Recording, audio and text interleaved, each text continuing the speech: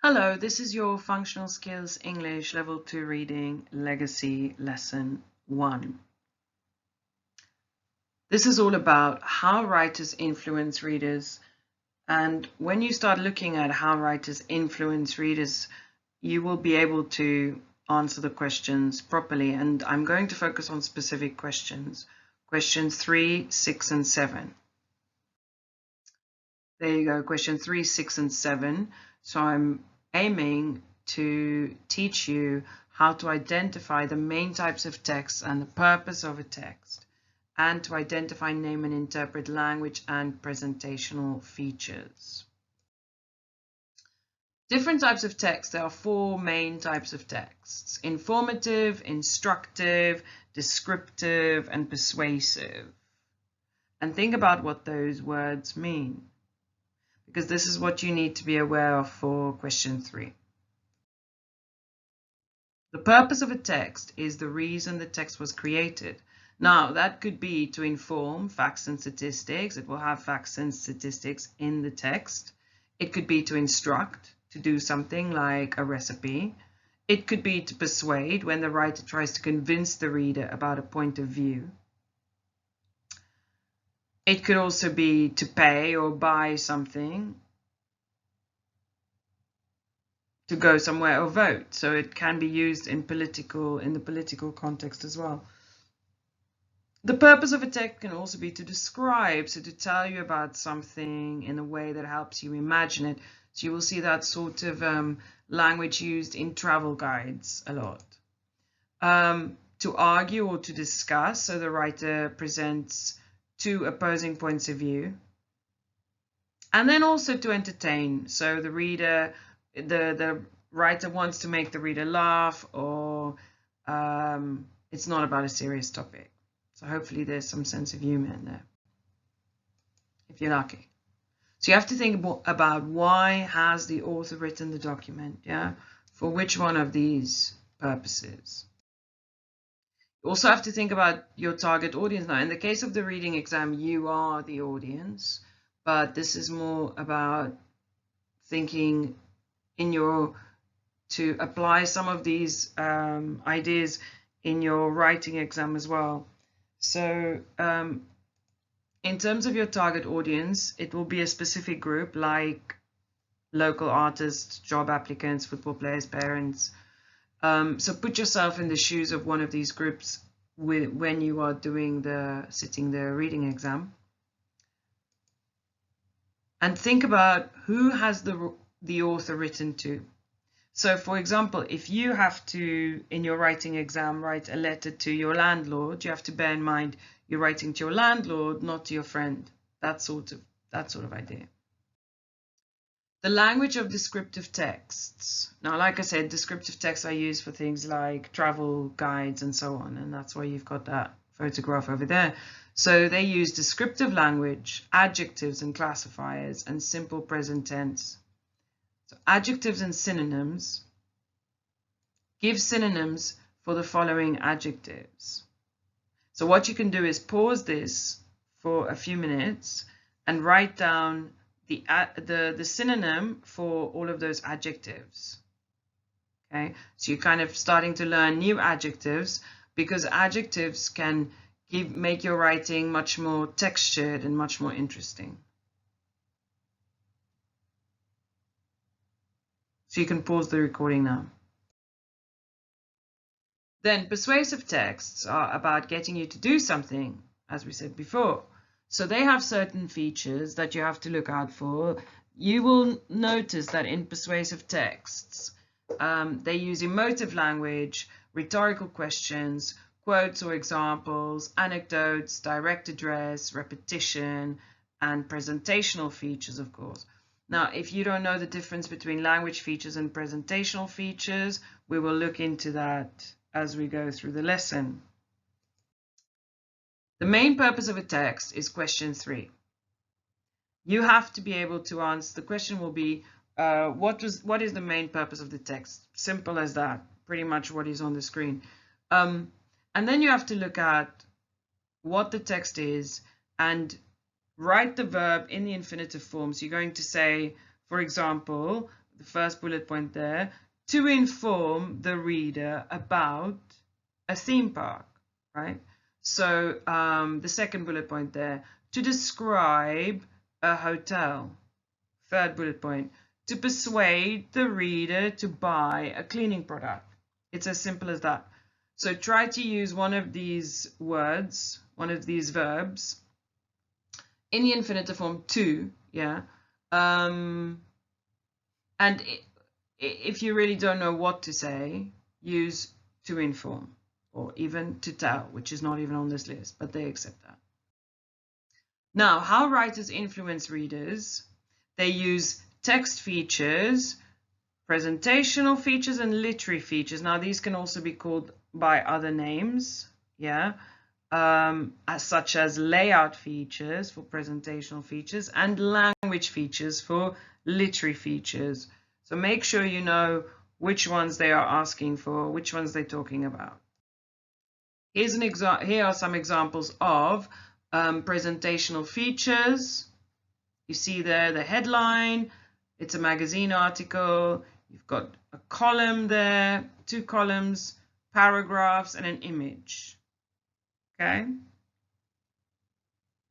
Then you've got here's a list of layout or presentational features, bullet points, images, logos, bold, italics, paragraphs, and columns, right? So what you need to think about, and again, you can pause the presentation after this, after I've spoken about the slide, and then you can answer these questions. How do the layout features help get the message across? These are not questions you will get in the exam, but these are things that you can think about in preparation for your exam. Which layout features enable the document to be read easily? What are the layout characteristics that show this document is an article?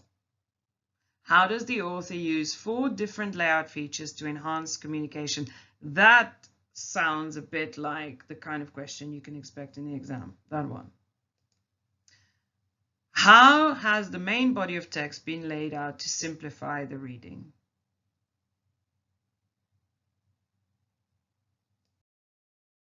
Here you will see then language features, right? So you've got rule of 3, 3 things with a comma,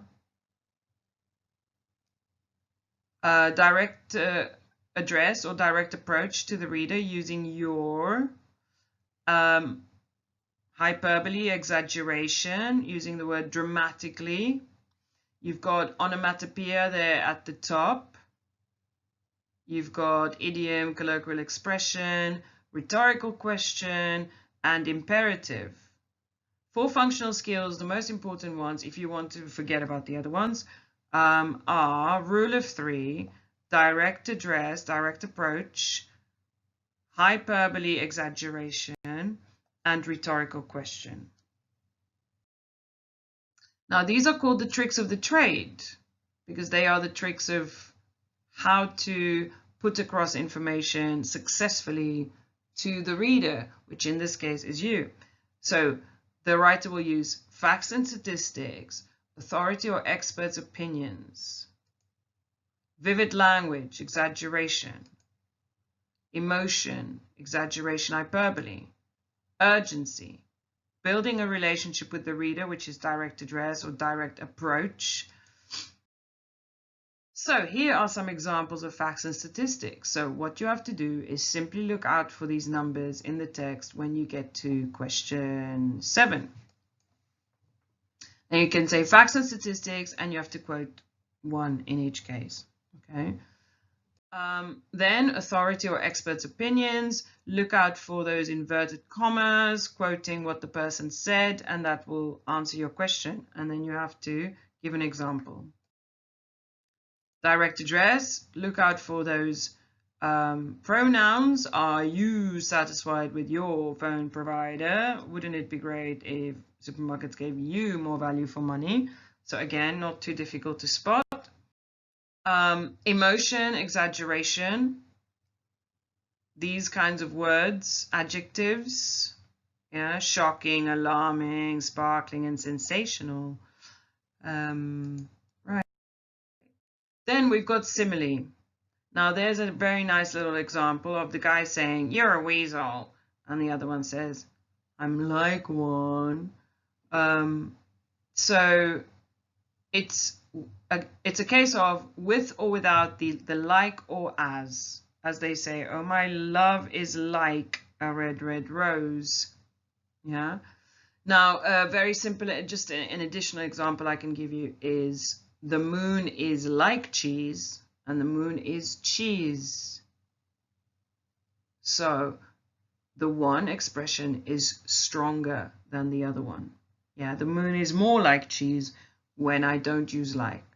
The moon is cheese versus the moon is like cheese. Okay. Then we've got metaphors. And here's a lovely one. She calls me tofu because I'm so soft. Yeah, it compares something to something else. All the world's a stage and all the men and women merely players. Then we've got idioms. Now, there are 4 idioms on this page which you should know.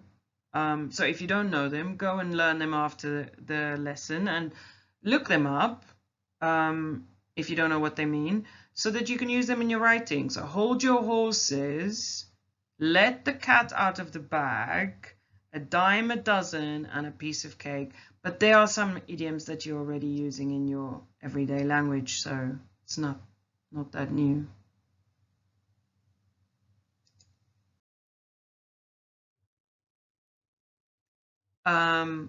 Then we've got repetition, and that is something like as simple as Brexit is Brexit. That Theresa May used to say.